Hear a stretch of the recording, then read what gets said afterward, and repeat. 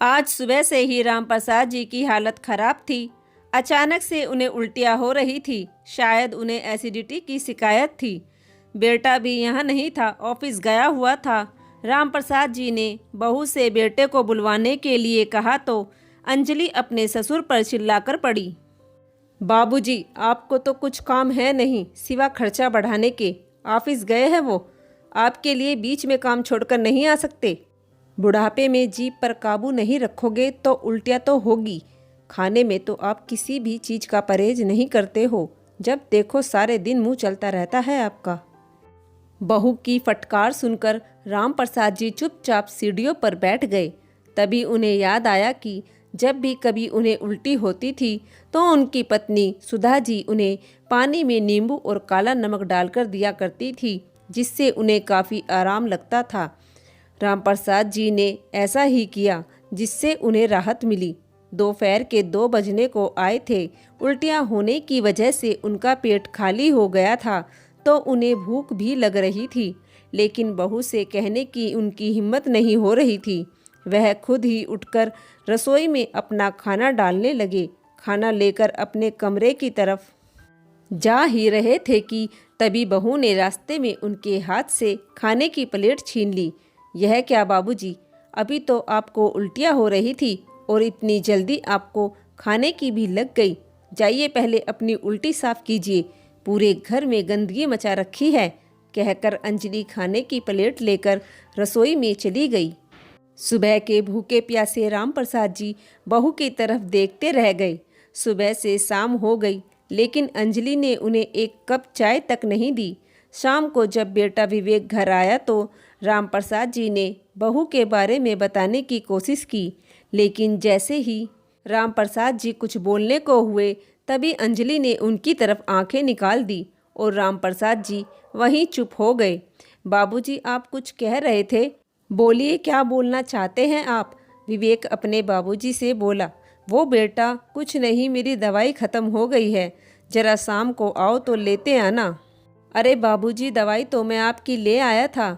अरे अंजलि, बाबूजी को दवाई नहीं दी क्या तुमने? विवेक अपनी पत्नी से आवाज़ लगाते हुए बोला तो अंजलि दौड़कर आई और बोली, जी वो मैं भूल गई थी, अभी लाती हूँ। बाबूजी, मुझे देर हो रही है, मैं चलता हूँ। विवेक अपने बाबूजी के पैर छूकर ऑफिस के लिए निकल गया।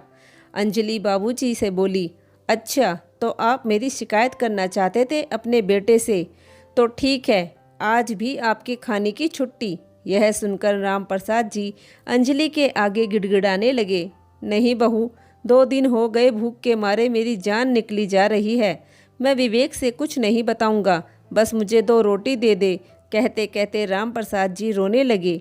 न जाने कैसे अंजलि को उन पर दया आई और उसने रात के 2 बासी रोटी चाय के साथ रामप्रसाद जी के आगे पटक कर रखते हुए बोली, ये लो, आज तो आपको रोटी दे रही हूँ, लेकिन आगे से आपने विवेक से कुछ भी कहने की कोशिश की तो अंजाम बहुत बुरा होगा। कहकर अंजलि वहाँ से चली गई। 2 दिन के भूखे रामप्रसाद जी बासी रोटी और चाय पर टूट कर पड़े। अगले दिन रामप्रसाद जी बेटे से बोले, बेटा मेरा चश्मा टूट गया है, आते समय जरा इसे ठीक कराते लाना। अरे बाबूजी, यह तो पूरी तरह टूट गया है। आप एक काम करना, मैं अंजलि को आपके साथ भेज दूंगा, वह आपकी आंखें भी टेस्ट करा लाएगी और चश्मा भी नया बनवा देगी। नहीं नहीं बेटा, रहने दे, नए चश्मे की ज़रूरत नहीं है, मैं इसी से काम चला लूँगा। अंजलि का नाम सुनते ही रामप्रसाद जी घबरा गए। यह क्या बाबूजी, बच्चों की तरह जिद क्यों कर रहे हो? यह चश्मा अब काम का नहीं रहा है। विवेक अंजलि से बोला, अंजलि मुझे ऑफिस के लिए देर हो रही है, इसलिए तुम बाबूजी को अपने साथ ले जाना और उनकी आंखें टेस्ट कराकर उनके लिए नया चश्मा लेकर आना। अंजलि ने विवेक के सामने हाँ में गर्दन हिला दी, लेकिन विवेक के जाते ही वह रामप्रसाद जी पर आग की तरह बरस पड़ी। बाबूजी, मैंने आपसे कितनी बार कहा है, विवेक से कोई भी चीज़ के लिए कहने की ज़रूरत नहीं है, फिर भी आपके समझ में नहीं आता। वो बहू चश्मा ज़्यादा ही टूट गया था, इसलिए बोल दिया। रामप्रसाद जी बहू से डरते डरते हुए बोले, कौन सा ऑफिस में बैठते हो आप जो आपको चश्मे की ज़रूरत पड़ती है? सारा दिन तो घर में पड़े रहते हो। अगर 2 टाइम की रोटी खानी है तो चुपचाप पड़े रहो इस घर में, पता नहीं कब छुटकारा मिलेगा आपसे, कहकर अंजलि अपने कमरे में चली गई। बहू की बातें सुनकर आज राम प्रसाद जी का कलेजा छलनी हो गया। अब इस जिल्लत भरी जिंदगी से राम प्रसाद जी तंग आ चुके थे। क्या करूं, किससे कहूं?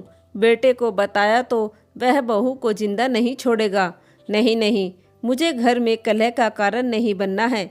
यही सोचकर एक दिन राम प्रसाद जी बिना बताए चुपचाप घर से निकल गए। अंजलि ने बाबूजी को आवाज़ लगाई। कोई उत्तर ना मिलने पर अंजलि उनके कमरे में गई। देखा तो बाबूजी वहाँ नहीं थे। अरे कहाँ चला गया बुढ़ा बिना बताए? आज खैर नहीं इनकी, आने दो घर। धीरे धीरे शाम हो गई लेकिन राम प्रसाद जी घर नहीं आए। अब क्या करूं? विवेक भी आने वाला है और यह बुढ़ा अभी तक घर नहीं आया।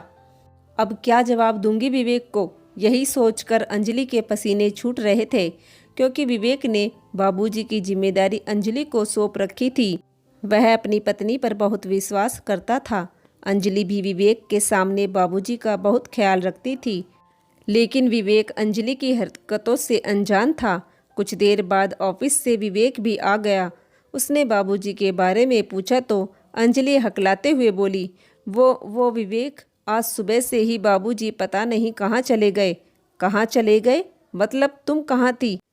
विवेक अंजलि पर गुस्सा करते हुए बोला। तुमसे तो मैं बाद में बात करूँगा, कहकर विवेक बाबूजी को ढूंढने के लिए निकल गया।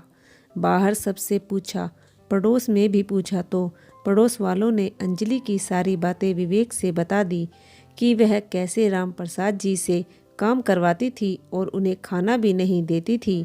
यह सुनकर विवेक के पैरों तले जमीन खिसक गई। किसी तरह उसने अपने आप को संभाला।